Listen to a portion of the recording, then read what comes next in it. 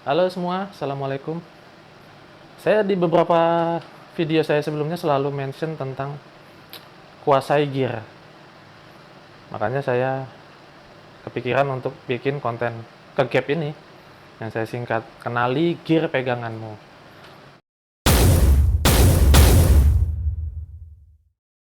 Di episode yang pertama ini, di ke gap yang pertama ini saya ingin ngomongin soal gear pegangan saya yang biasa saya pegang ngejob atau harian. Nah, Sony A73, langsung aja, nggak usah lama-lama. Yang bakalan saya bahas pertama di sini soal custom setting, karena kita tahu sendiri Sony A73 punya settingan yang lumayan jelimet ya, nggak kayak Canon atau nggak tahu kamera lain ya. Soalnya yang saya punya sih Canon sama Sony. Tapi Sony lumayan jelimet, jadi harus pintar-pintar kita ngatur di tombol-tombol custom settingnya. Langsung aja kita bahas sama-sama. Jadi di Sony A73 ada beberapa tombol custom C3, C4. Untuk C1-nya saya yang paling utama fokus area. Jadi untuk shoot itu saya paling utamakan dekat dengan tombol shutter itu fokus area. Terus untuk C2-nya saya picture profile.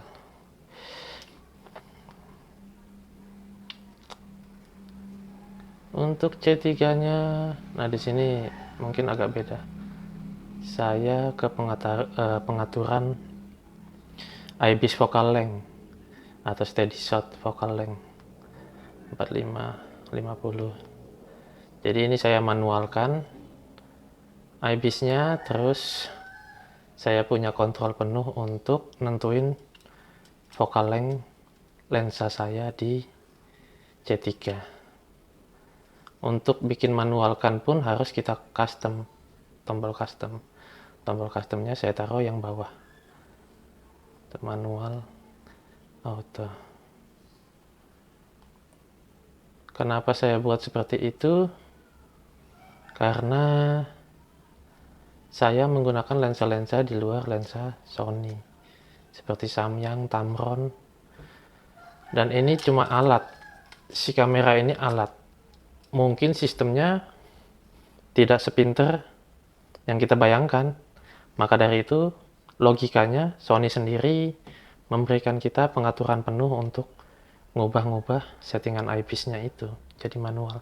Karena saya meyakini pasti IBIS-nya lebih bisa kerja secara otomatis maksimal kalau menggunakan lensa-lensa dari Sony-nya sendiri. Sementara kita tahu sama-sama lensa Sony untuk full frame kan lumayan ya. Kita pasti dapat solusinya lewat lensa-lensa di luar lensa Sony.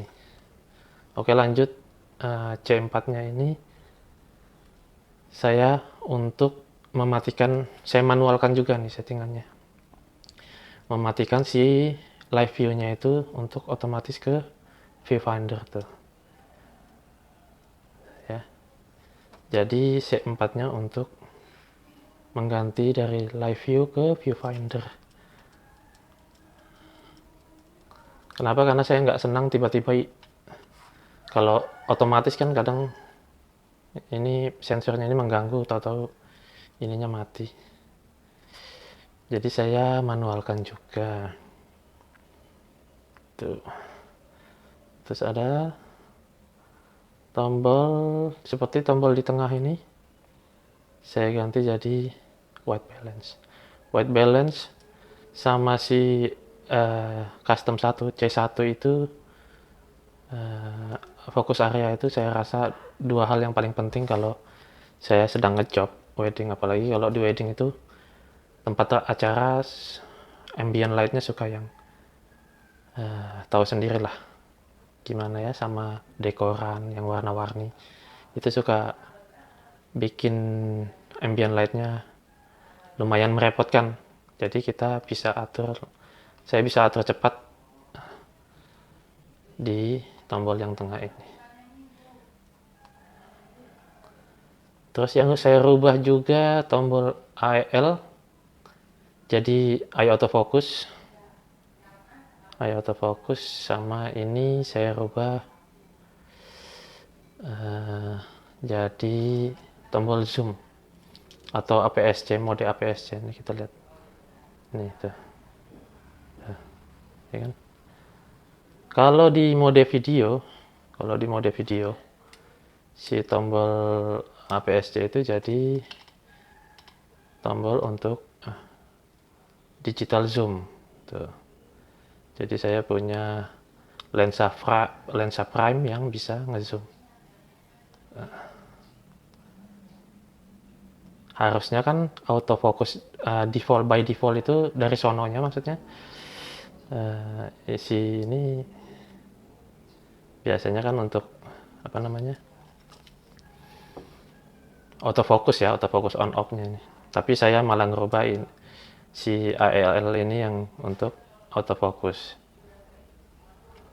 gitu, karena ini paling jarang kepake untuk saya yang di wedding. Jadi ini saya ubah untuk eye autofocus atau autofocusnya, on off-nya, terus ini untuk si zoom tadi. Oke.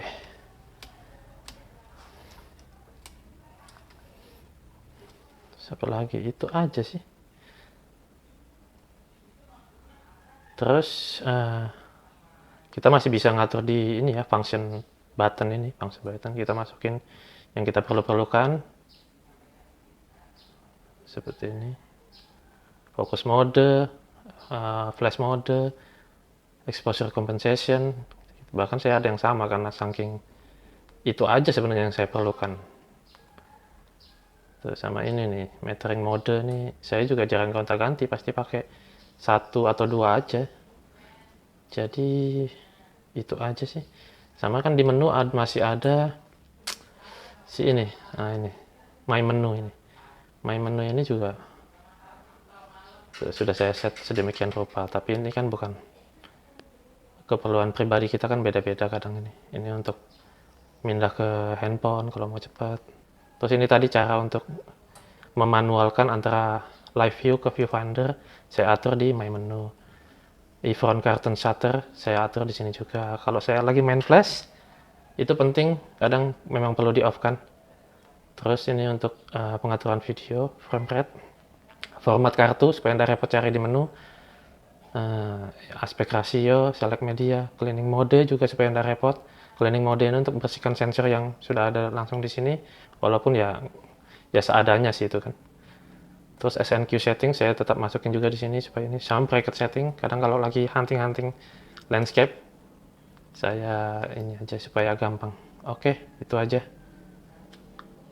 Oke, itu tadi gimana cara saya nge-nyeting custom tombol di Sony A73 saya. Semoga sih bisa jadi referensi lah buat teman-teman yang mau beli A73. Bisa kutak-kutik sendiri kalau memang kepingin. Sesuaikan sama gaya motret kalian. Sesuaikan sama gaya kalian berkreatif, karena menu setting di Sony A73 lumayan harus dipelajari. Saya juga masih belajar, kita sama-sama masih belajar. Mungkin itu aja.